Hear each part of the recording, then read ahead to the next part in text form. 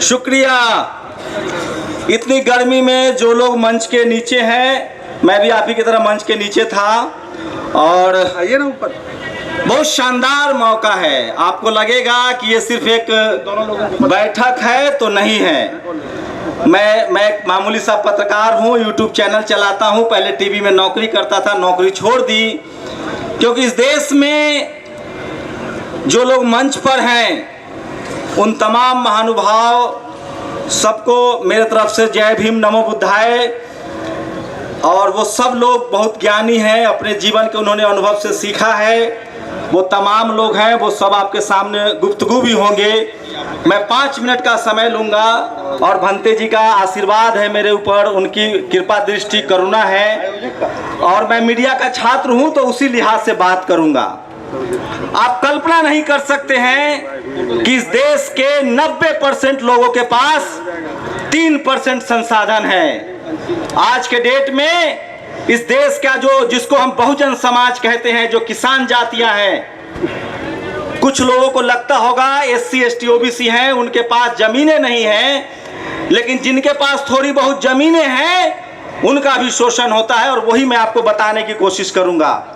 अब गांव में जातिवाद खत्म हो गया है। सोचिए, एक कहावत सुनी होगी आप लोगों ने कि भारत सोने की चिड़िया थी। सचमुच भारत सोने की चिड़िया थी, सचमुच भारत विश्व गुरु था, और सचमुच भारत में किसी घर में ताले नहीं लगते थे। वो भारत तब था जब भारत बुद्धमय भारत था। तथागत बुद्ध कोई पहले बुद्ध नहीं थे। अच्छा, ठीक। तथागत बुद्ध को हम भगवान बुद्ध इसलिए कहते हैं कि वो हमारे आपकी तरह एक इंसान के तौर पे पैदा हुए और उन्हें दुनिया को ज्ञान दिया, सत्य अहिंसा के मार्ग पर चलने के लिए कहा, इसलिए उनके नाम के साथ हमने भगवान लगाया।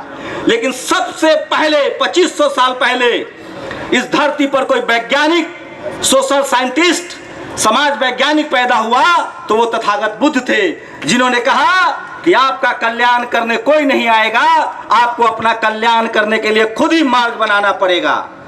मैं रास्ता बता सकता हूं, चलना आपको पड़ेगा। तो अगर आप भगवान बुद्ध की पूजा इसलिए करते हैं कि वो कोई पैसा, जमीन, संपत्ति दे देंगे, तो मेरे हिसाब से जितना मैंने बुद्धिज्म को पढ़ा है, आप गलतफहमी में हैं। बुद्ध ने कहा है कि जिस दिशा में आप प्रयास करोगे, जिस दिशा में सोचोगे, उसी दिशा में आपको सफलता मिलेगी, और हर सफलता के लिए आप खुद जिम्मेदार हैं, लेकिन उसके लिए आपको माहौल और वातावरण बनाना पड़ेगा। आज न तो हमारे बीच बाबा साहब आएंगे, न तथागत बुद्ध आएंगे, लेकिन उनके विचार हमारे साथ है। और वो विचार क्या है? हमें मानसिक रूप से बहुत मजबूत रहना पड़ेगा। और सोचिए, अखंड भारत के निर्माता सम्राट अशोक के वंशज हैं हम। आज हर कोई कहता है कि भारत अखंड भारत बने, भारत विश्व गुरु बने, लेकिन भारत विश्व गुरु कब था? जब बुद्ध का भारत था। बुद्ध ने उस समय संघ बनाया, बड़े बड़े मठों के निर्माण किए।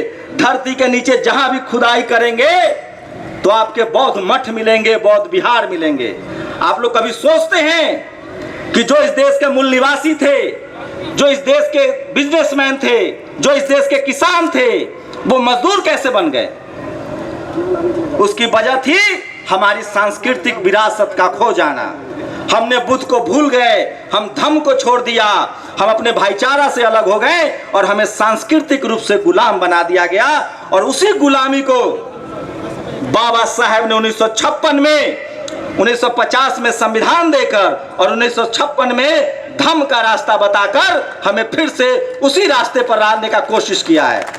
अगर आपको कोई कहता है कि ये किसी एक जाति का धर्म है, विचार है, तो वो आपको ठग रहा है। वो इस देश के मूल निवासियों का धर्म है, और हम लोग दया, करुणा, भाईचारा, वो तमाम पशु पक्षी जो मानवीय गुणों से भरपूर थे, जो मानव के दोस्त थे, उनको बचाने का बुद्ध ने अभियान चलाया था। तो आपके सांस्कृतिक विरासत, कल्चरल जो डाइवर्सिटी है, उसको हड़प लिया गया है। और भंते सुमित रतन जी का मैं बहुत बहुत साधुवाद करता हूं कि आज के दौर में जब बोलने पर ताला है, चारों तरफ डर है, चुप्पी है, एक भंते अपने सांस्कृतिक, सामाजिक, राजनीतिक और आर्थिक अधिकार के लिए दोपहर के 3 बजे और रात के 2 बजे संघर्षरत है, उनके लिए एक बार ताली बजा के स्वागत कीजिए। आपको गोरखपुर से सीखना पड़ेगा, इसी गोरखपुर से सीखना पड़ेगा। आपको कहां जाने के लिए कहा जा रहा है और लोग संसद जा रहे हैं। आपकी ताकत संसद में है, संविधान में है, किताबों में है। और भंते सुमित रतन जी जैसे लोग जिस दिन हमारे भंते घरों से निकलकर सांस्कृतिक, राजनीतिक और आर्थिक बदलाव के लिए कोशिश करेंगे, तभी हमारा बदलाव होगा। और एक बात और सुन लीजिए आप लोग, बिना टीवी अखबार के आपके नेता 1-2 बार गलती से सत्ता में आ जाते हैं, सत्ता बनाए नहीं रख सकते हैं। तो ये सांस्कृतिक विरासत, राजनीतिक विरासत और आर्थिक विरासत की लड़ाई है। इसलिए धम्म की तरफ बढ़िए, बुद्ध के विचारों को अपनाइए।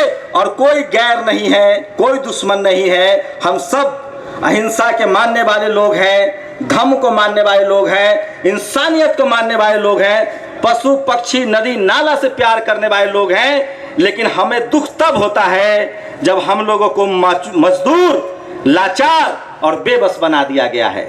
आज बहुजन समाज का आदमी कलेक्टर हो, मंत्री हो, एसपी हो, डीएम हो, उनसे एक बार पूछिए जाकर। अब जातिवाद गांव में नहीं है, जातिवाद गांव में खत्म हो गया है। किसी मजदूर को नहीं मार सकते हैं, और जो गांव में जातिवाद कर रहा है उसको सजा हो रही है।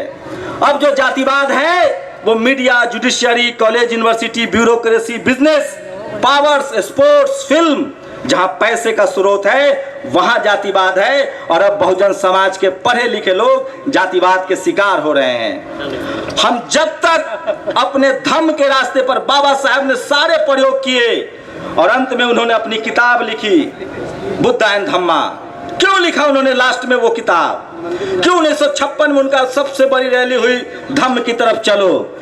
भारत में जब तक हम लोग अपने सांस्कृतिक विरासत की तरफ नहीं लौटेंगे, हमारा राजनीतिक विरासत, सामाजिक विरासत नहीं मिल सकता है, हम आर्थिक रूप से सुदृढ़ नहीं होंगे। और उसका रास्ता है बौद्ध धम्म का रास्ता।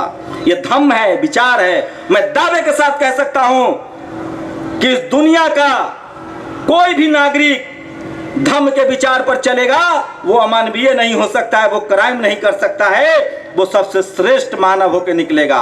और मैं दावे के साथ कह सकता हूं कि भारत का कोई नागरिक जो धम्म पर चलेगा वो कभी लाचार, बेबस, गरीब, डरपोक नहीं होगा। नहीं भरोसा है तो आजमा के देख लीजिए, मैं उसका जीता जागता उदाहरण हूं। एक गरीब, लाचार, बेबस किसान के घर पैदा हुआ, मजदूर के घर पैदा हुआ, एजुकेशन ली, और जब धम्म के विचारों को समझा तो आपके सामने बोल रहा हूं। इसलिए तथागत बुद्ध और बाबा साहब अंबेडकर, फूले पेरियार, तमाम महापुरुषों के विचारों को आत्मसात कीजिए, आगे बढ़िए। और कबीर की तरह, इसी बनारस में कबीर थे, कबीर की तरह आंख में आंख डालकर बात करना शुरू कर दीजिए। आपका डर उसी दिन से निकल जाएगा और आप सम्मान की जिंदगी जीने लगेंगे। और वो रास्ता एक ही है, तथागत बुद्ध का रास्ता, धम्म का रास्ता, जो मानव कल्याण का रास्ता बताता है। और उस पर प्राउड कीजिए कि आप सम्राट अशोक के वंशज हैं, आप धम्म के अनुयायी हैं, जो हिंसा, गैर बराबरी, भेदभाव और वैज्ञानिक दृष्टिकोण को अपनाता है और इन तमाम बुराइयों को खत्म करता है। इसलिए धम्म में अगर कोई एक बुराई निकाल दे तो मैं धम्म छोड़ दूंगा। इसलिए मैं कह रहा हूं, हम पूरी दुनिया को रास्ता दिखाने वाले। अंत में जब दुनिया के किसी देश में भारत के राष्ट्रपति, प्रधानमंत्री जाते हैं तो कहते हैं हम बुद्ध की धरती से आए हैं। इसलिए बुद्ध को आत्मसात कीजिए, उनको पढ़िए। उनके पढ़ने से, उनके रास्ते पर चलने से आपकी बीमारी, आपकी गरीबी, आपकी अशिक्षा, आपकी लाचारी, आपकी बेबसी और आपका डर खत्म होगा। क्योंकि बुद्ध वो ताकत है जो अंगुलीमाल को भी धम्म के रास्ते पर ला देता है। इसलिए मैं कह रहा हूं, धम्म कोई कर्मकांड नहीं है, धम्म एक विचार है जो इंसान को बेहतर इंसान बनाता है। जय भीम, नमो बुद्धाय। बहुत बढ़िया, बहुत बढ़िया, बहुत अच्छा भाषण, बहुत बढ़िया।